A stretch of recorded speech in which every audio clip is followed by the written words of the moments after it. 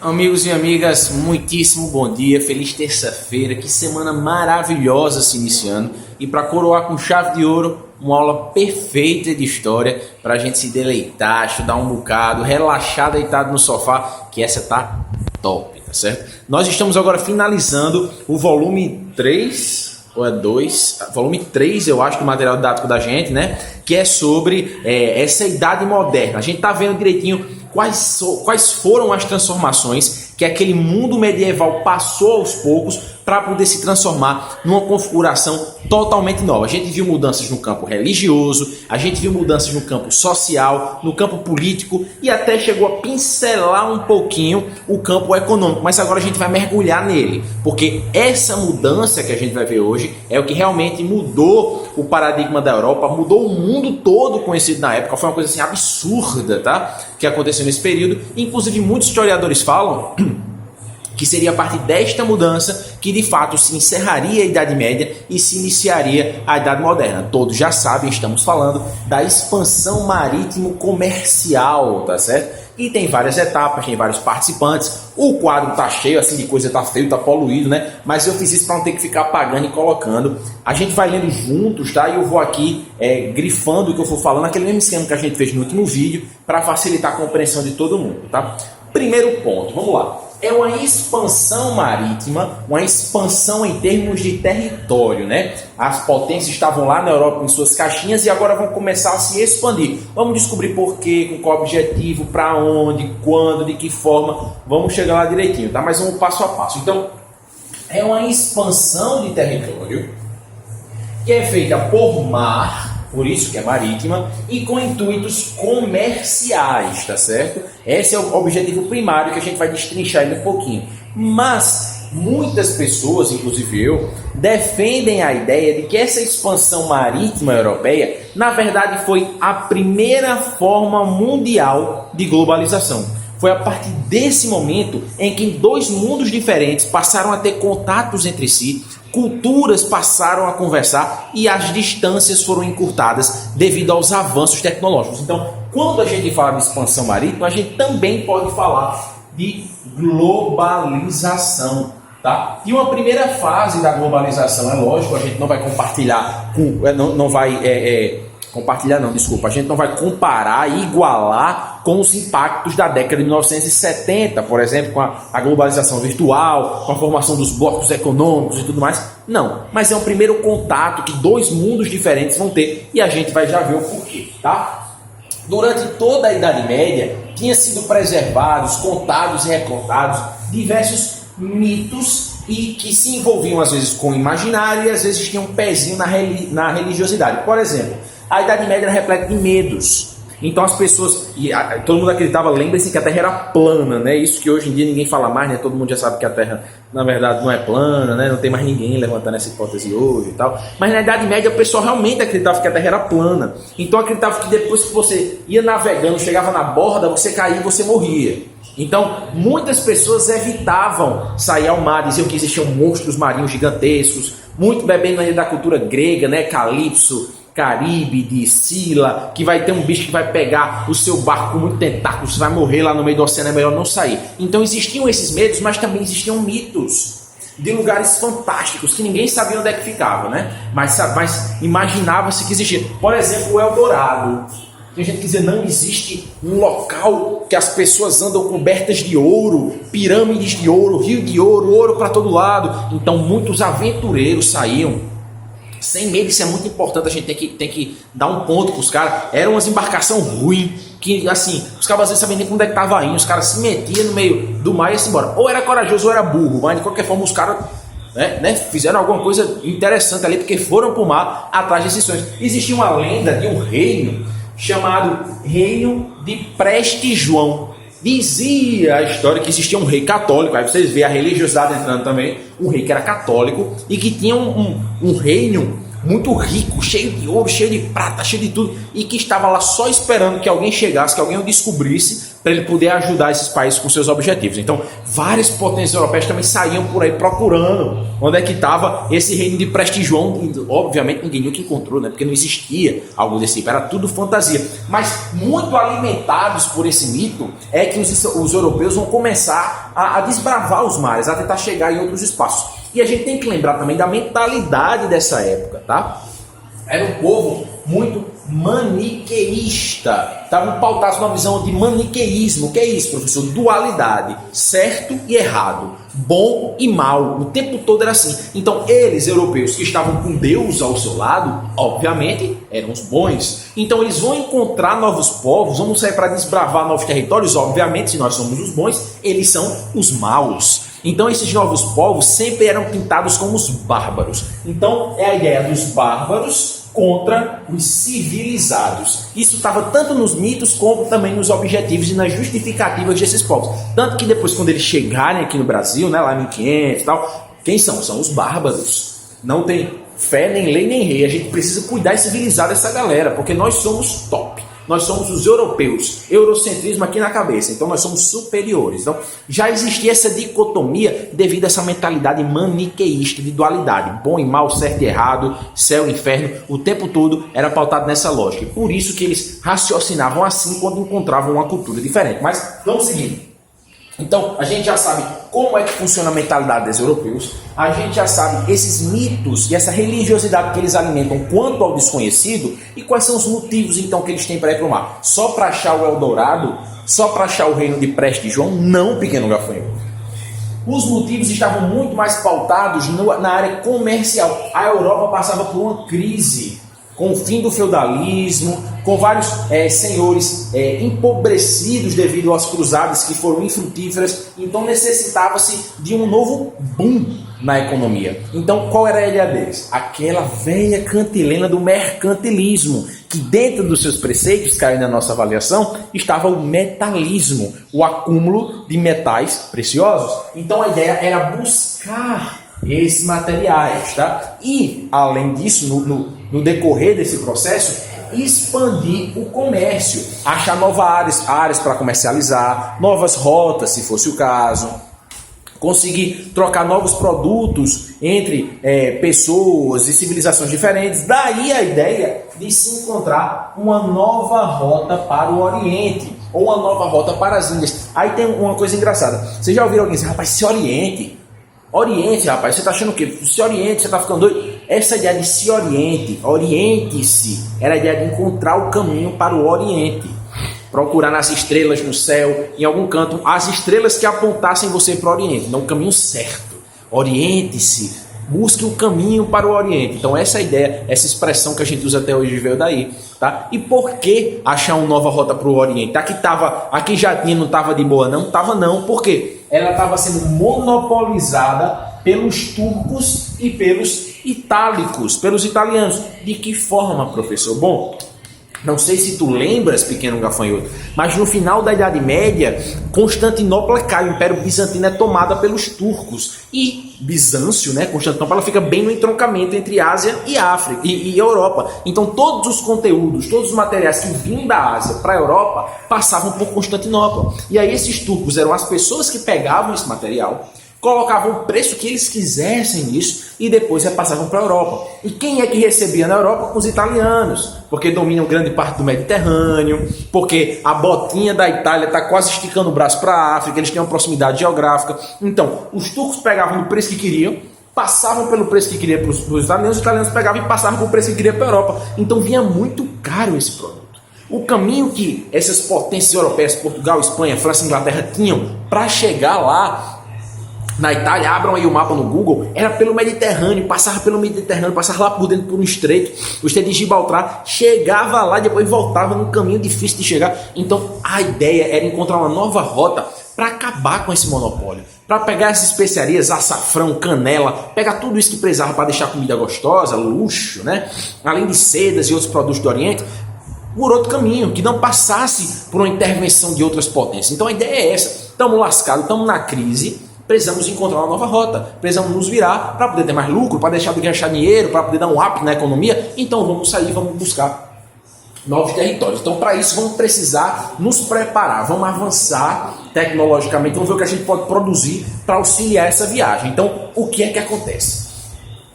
Alguns avanços tecnológicos, algumas coisas são inventadas e outras são aprimoradas, tá? Por exemplo, a caravela é uma invenção, que é uma nova forma de se navegar. É um barco que tem velas triangulares, que aí permite manobrar melhor o barco, ele é mais rápido, é mais dirigível, então ele consegue passar por locais mais difíceis e fazer viagens mais longas, né? Porque ele dura mais tempo, tem mais durabilidade. Então a caravela é uma ótima invenção para aumentar as distâncias percorridas, beleza? Beleza. A bússola foi aprimorada, agora você pode se guiar. Imagina tu sair no mar, tu não consegue sair de casa para andar de carro se tu não tiver um GPS. Se tu morar no bancário, para tu chegar em Jaguaribe, tu vai ter que ligar um GPS porque tu não consegue, tu não sabe o caminho. Imagina tu no meio do mar, que não tem direita, não tem esquerda, não tem esquina, não tem nada. Então se você não tiver um bom instrumento de localização, você está perdido, meu amigo. Então a bússola nesse momento é aprimorada junto com o astrolábio, que é outra ferramenta, só que se localiza através das constelações. Então ele tem um furinho, bota no Google também, astrolábio. A galera botava o olho na ponta, conseguia enxergar onde a constelação que ele estava buscando estava e a partir daí saber onde era norte, sul, leste, oeste e se localizar para chegar no seu objetivo. Então essas são as três principais invenções, as três principais avanços, né? Mas que vão culminar no final na cartografia, na arte, na ciência de escrever mapas, tá? E a partir disso poder criar rotas, né? Caminhos específicos que vão se repetir em viagens futuras. Então, muito importante esses avanços, se não fossem eles, não teriam dado certo. E várias potências vão se lançar aos mares, várias potências vão se expandir maritimamente, só que toda história tem o seu início, né? Toda história tem de onde começa, quais são os motivos, por que ele, por que não ele, e quem inicia essa jornada, a primeira superpotência a se lançar de fato aos mares é Portugal, tá certo? Então aqui tá pioneirismo, coloquei só assim para poupar espaço, mas aí no caderno, que eu sei que vocês todos estão com o caderno aberto, você bota pioneirismo português, tá certo? Porque Portugal foi o pioneiro, foi o primeiro a se lançar aos mares. Vamos lá, temos alguns motivos bem específicos e bem óbvios para isso. Então, primeiro, a Revolução de Aves, que a gente já comentou nas nossas últimas aulas sobre a formação dos estados modernos, sobre o estado de Portugal especificamente. É uma revolução que leva Dom João I ao poder, um cara que tem o apoio da burguesia mercantil, junto com ele, então é uma aliança que se forma entre a nobreza e a burguesia, muito importante isso, tá? E com a ideia de centralização de poder na mão de Dom João. Então é um cara que ele tem poder para fazer o que ele quiser, porque está centralizado, é um cara que já governa com certo ar de absolutismo ali, tá? Então ele quer expandir comercialmente, constrói navio, vou construir. E ele tem uma relação muito boa com a burguesia mercantil. Então essa burguesia vai patrocinar, bora, tu quer expandir, vamos, eu te apoio aí, eu sou teu parceiro, eu vou botar essa grana aqui, a gente vai junto descobrir novos territórios e depois que a gente descobrir, ó. Então Portugal já tinha uma política centralizada antes de todos os países da Europa e já tinha uma aliança muito bem estabelecida entre nobreza e burguesia.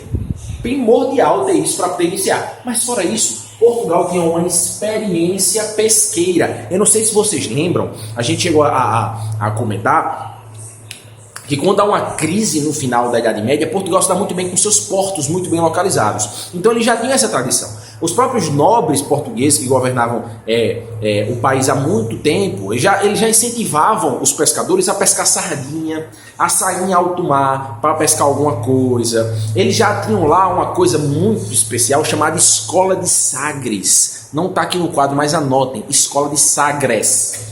Sagres. E o que era essa escola de Sagres? Um local onde se ensinava cartografia, geografia, astrologia, e desde pequenas as pessoas já sabiam como se localizar em alto mar e por isso eram incentivadas a fazer. Perdão. E por isso eram incentivadas a fazer. Então, Portugal já tem uma série de vantagens em relação a outros países e a gente vai descobrir mais algumas coisas, como por exemplo, a geografia de Portugal. De que modo, professor? A posição geográfica privilegiada. Eu não estou com mapa para mostrar para vocês, mas Portugal, ele fica no lado ocidental da Península Ibérica, olhando para o continente americano, bem diferente. Assim. Se você traçar uma linha reta de Portugal para o lado esquerdo, você vai bater diretamente nas Antilhas. Então, a posição geográfica de Portugal era muito privilegiada. Dali onde ele estava era fácil sair para todas as posições. Então, esse é mais um dos motivos dele ter sido pioneiro nessa expansão. Outra coisa era a ausência de guerras. Portugal estava passando por um momento pacífico. Então, a monarquia não tinha outras coisas com as quais se preocupar. Podia se dedicar totalmente a essa expansão marítima sem problema nenhum. Não tinha outras preocupações diferentes de outras potências, a gente vai chegar lá, como Espanha, França, Inglaterra, que estavam passando por alguns problemas. Tá? E fora isso, Portugal também alimentava um espírito cruzadista, tá? Herança da época das cruzadas, né? Então as pessoas queriam desbravar, conhecer novos territórios, aquela sede de sangue que a galera tinha, que para descobrir, para brigar, para arrancar a cabeça, agora não podia mais porque não tinha cruzado, então vamos fazer isso agora expandindo maritimamente. A primeira conquista marítima de Portugal, tá? Que é Ceuta, a ilha de Ceuta, que fica no norte do continente africano, em 1415 ainda, olha só, como ele é pioneiro mesmo, foi o primeirão mesmo. Essa primeira conquista, ela é extremamente sangrenta. Os caras chegam lá e matam geral, acaba com tudo, destrói tudo. Nunca mais Ceuta voltou a ser o que era antes, depois que os portugueses pisaram lá. Tá? Por quê? Por causa desse espírito cruzadista. Vou chegar, vou destruir geral, vou quebrar com tudo. Então, isso também fazia com que eles tivessem esse ímpeto, essa vontade de ir ao mar. Tá certo? E a gente tem, de fato, um roteiro de várias conquistas de Portugal. É grandíssimo, tá, gente? Tem mais de 20 locais diferentes, porque ele saía se expandindo e descobrindo novas áreas, mas eu trouxe os principais, tá? Primeiro, em 1415, a conquista da ilha de Ceuta, que fica no norte do continente africano. Por que é importante esse? Porque é o primeiro, tá? 1415, primeiraço. Os caras chegam lá, não tem concorrência, ninguém fez isso ainda, nós chegamos aqui na ilha de Ceuta e dominam o território. E aí eles vão caminhando pela costa do continente africano. Peguem um mapa aí. Portugal vai descendo assim, ó. Caminhando pela costa do continente africano. Atrás de quê? Metais preciosos. Atrás de quê? Expandir seu comércio, conseguir vender mais coisas e comprar mais coisas. E conforme ele vai parando, ele vai criando feitorias e fortificações. As feitorias para poder armazenar os produtos que ele comercializa. Feitoria, gente, são pequenas cabanas, tá? Pequenos fortificações pequenininhas. Como se fosse realmente em cabanas de acampamento, tá? Pega uma tola de madeira, pega uma pele, bota assim por cima, pra gente estocar o que a gente pega e pra gente colocar alguns materiais de sobrevivência também, ali uma comida, uma água, coisa pra servir de ponto de encontro ali da gente. E depois, quando eles vão se assentando em locais, eles fazem fortificações. Como, por exemplo, o Forte de Santa Catarina aqui em Cabedelo. Pronto. Fizeram parecidíssimos durante toda a costa do continente africano, conforme iam descendo, tá? Para dizer assim, não, realmente, aqui estamos nós. E essa construção do forte já é um prelúdio da ideia de colonização que Portugal teria. Da ideia de se assentar no lugar, dizer que é dele e começar a estender a sua influência por ali, tá? Então ele vai estendendo feitorias e fortificações durante todo o território da costa africana. Isso é importante, tá? Mas aí, em 1488, um cara chamado Bartolomeu Dias, ele vai conseguir dar a volta por baixo do continente africano. Lá o continente africano parece bastante com o Brasil, né? O finalzinho dele tem como se fosse uma cauda, e depois ele sobe de novo. Ninguém conseguia atravessar aquele local. Era cheio de tempestades, cheio de uma incerteza climática, cheio de rocha, perigosíssimo, era chamado de Cabo das Tormentas. Ninguém conseguia atravessar ali. Aí esse cara Bartolomeu Dias disse, parceiro, vocês são muito besta. Você não consegue dar uma volta, deixe comigo, que eu vou me embora. E o cara pegou a bússola, pegou o astrolábio, pegou a caravela, pegou os mapas que ele tinha, foi lá e deu uma volta. Essa manobra que ele dá por baixo do continente é chamada de périplo africano, do jeito que está escrito aqui, tá? Só não tem um africano, mas é um périplo africano que ele faz. Quando o cara consegue, é um negócio tão absurdo para a época, ele, rapaz, isso aqui não é mais o Cabo das Tormentas, é o Cabo da Boa Esperança. Porque eu finalmente consegui atravessá-lo, consegui contorná-lo. Então essa circunnavegação da África, esse périplo africano, muda o nome do Cabo das Tormentas para Cabo da Boa Esperança. Tá? E é um sinal, então, que as coisas estão dando certo. E a gente agora já pode subir, arrodeando, pega um mapa, pelo amor de Deus, abra logo a nova guia aí, bota o mapa da Europa e da África, o mapa mundi logo. Portugal está aqui em cima, ele vem descendo aqui pela costa do continente africano, chega embaixo.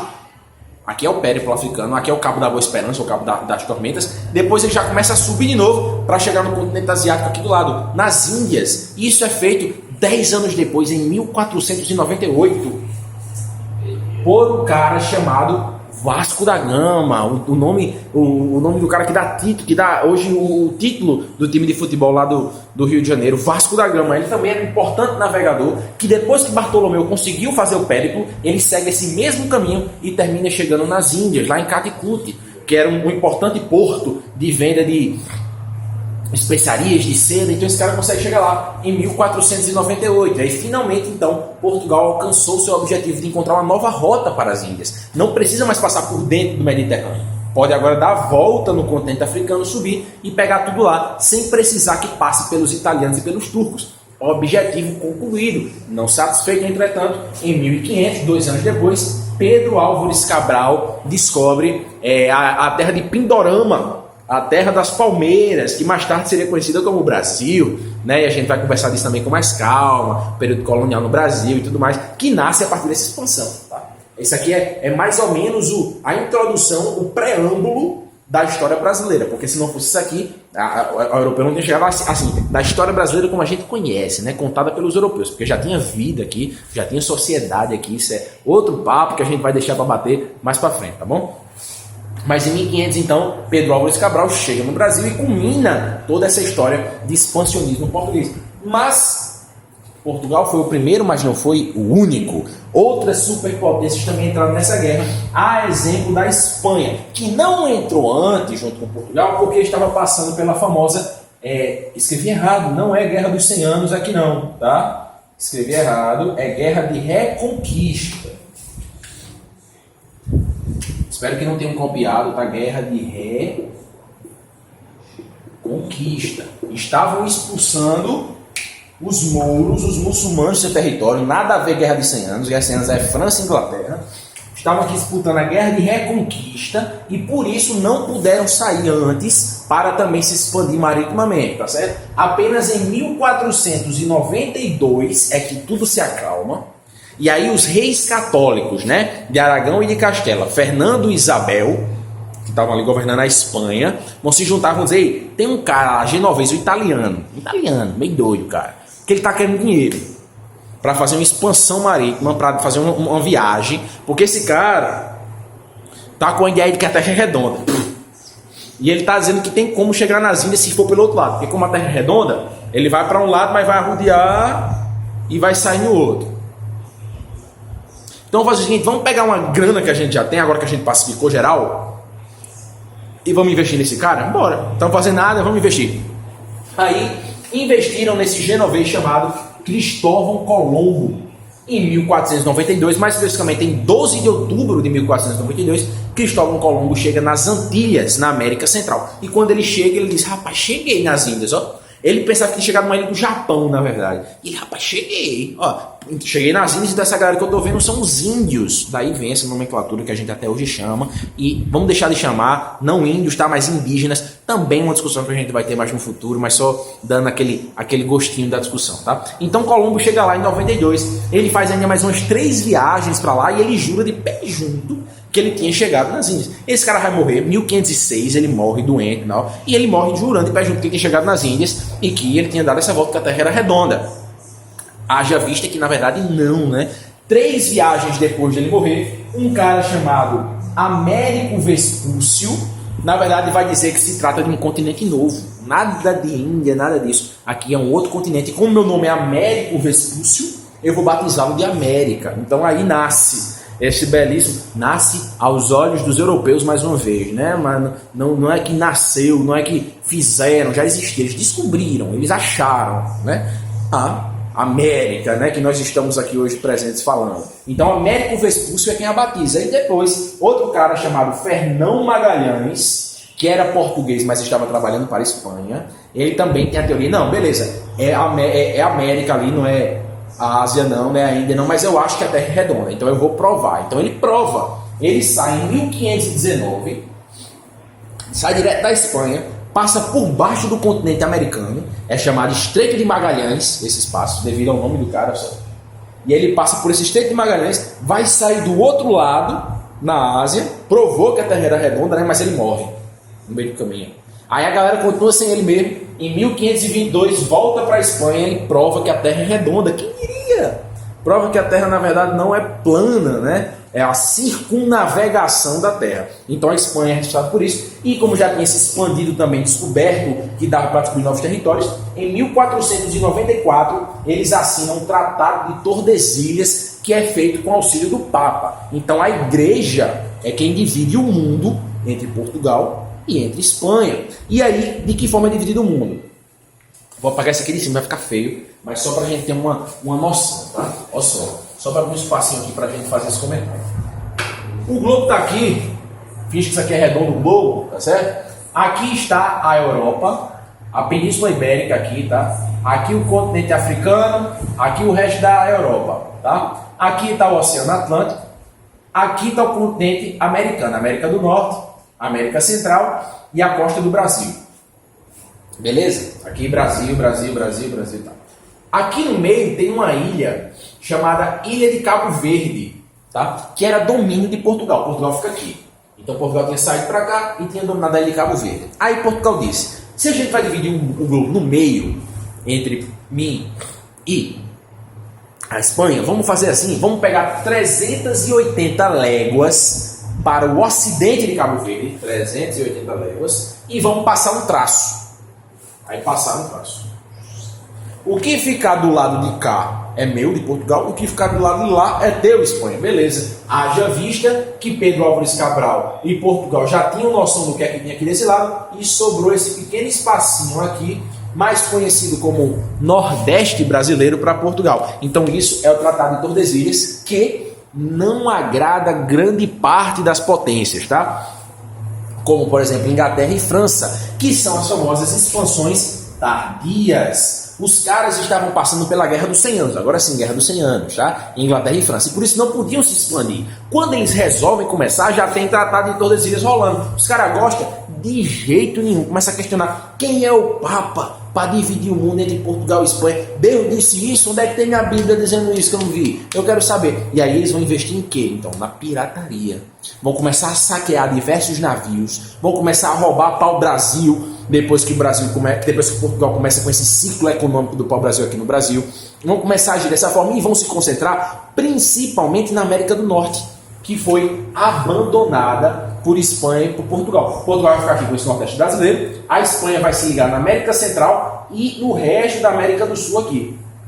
Vão abandonar isso aqui, que vai ser ocupado então por França e por Inglaterra, dando início dando formação aos Estados Unidos e ao Canadá, por exemplo. Mas essas duas potências vão investir principalmente na pirataria, tá? E quais as consequências dessa expansão marítima? O que é que gera depois disso tudo no final das contas? Bom, para os europeus, né, esses que estão expandindo, que estão encontrando novos territórios, vai gerar um aumento no comércio muito grande. Eles vão encontrar novas áreas, não só aqui na América, né? Vamos lembrar que a expansão também diz respeito ao continente africano, ao continente asiático. Então eles também vão lucrar bastante com esses comércios dessa expansão mais próxima deles, né? Então vai gerar esse avanço mais imediato para eles em termos de economia, mas para o povo africano e americano vai ser um período de escravidão, de submissão, de tortura, de sofrimento, de morte, de aniquilação.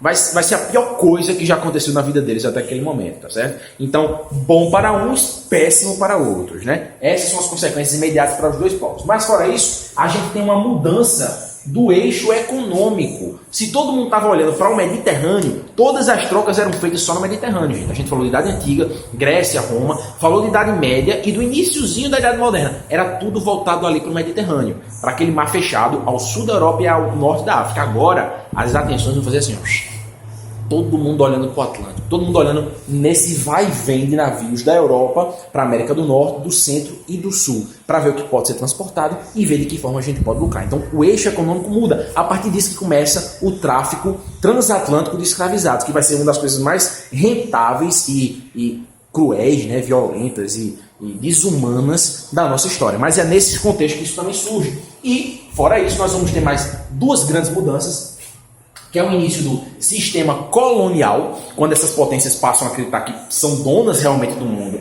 e a agir de forma mais incisiva e direta nesses territórios, aniquilando todas as riquezas que eles têm e retirando e levando para sua casa a ideia do metalismo. Então vamos tirar todo o metal, ouro e prata que tem, vamos trazer de volta pra gente, vamos acabar com essa população nativa, vamos colocar a nossa cultura e a nossa religião. É uma cristianização muito grande da América, com as missões jesuítas, com o aculturamento dos indígenas, que eles acreditam que não têm fé. Então, vários vão ser convertidos, vão ser catequizados, e a gente tem essas grandes mudanças e várias outras, que eu preferi não colocar aqui, mas o livro de vocês traz várias outras mudanças a partir dessa expansão marítimo-comercial, que vai muito além também do eixo comercial, como a gente viu, né? Parece estar localizado numa caixinha, mas a gente vê que ela extrapola isso em termos religiosos, sociais, políticos, né? De todas as formas possíveis. Isso que é massa, isso que é bonito. A gente entende a origem, mas a gente também entende os desdobramentos. Então, gente, me perdoem pelo cumprimento dessa aula, mas eu espero que tenha sido legal para vocês, do mesmo jeito que foi para mim. A gente vai se encontrar agora quinta-feira no nosso plantão, tá certo? Um grande beijo para quem for de beijo, um grande abraço para quem for de abraço, e a gente se encontra na quinta. Muito obrigado e até a próxima.